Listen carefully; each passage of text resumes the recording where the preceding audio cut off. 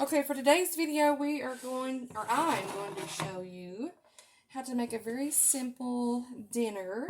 Okay, what we have here in the center of the pan is I went ahead and I prepared the chicken stuffing. You can use Walmart brand or whichever you prefer.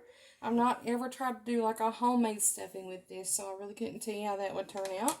And what you'll need is you will need 2 packs of brown gravy mix. And I've already prepared that. And once you have prepared that, you're going to have, it doesn't really matter how many mushrooms you have. It's just your preference, really. But we like quite a few. So we're going to use a 10-ounce jar of mushrooms. And I've already drained the juice off of those. And what I'm going to do is I'm going to combine it with the gravy. And I'm going to mix it together off the heat. It doesn't need to be on the heat anymore since it's already, since the gravy is already thickened. Okay, so we've got this mixed together really well. Okay, now you're going to have to take some fried tenderloin. And I went ahead and cut this up. You don't have to cut it up. You can place it in there in whole pieces on each side. This is your preference. So what I'm going to do is I'm just going to scoop some tenderloin on each side of the stuffing. Okay. And I didn't fix a whole lot of meat. I mean, there is probably a good 5 tenderloin cut up here. Because whenever you add the mushrooms and the gravy in there, the mushrooms sort of act as a meat substitute, I guess you could say, to make it more of a fulfilling meal.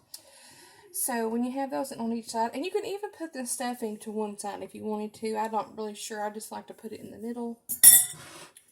So what we're going to do is we're going to take the prepared gravy and the mushroom, and we're just kind of going to scoop it out on each side. That way it covers only the tenderloin. You don't want it to cover the stuffing. And if you did get it on the stuffing a little bit on top, it's not going to be no big deal. Just make sure you try to get that on the side really well. Okay. Alright, now that we've got that pretty much covered up, the only thing that you're going to have to do with this is stick it in the oven until you see, because everything's fairly warm right now where you have to kind of prefix this stuff to get it together in like a casserole dish.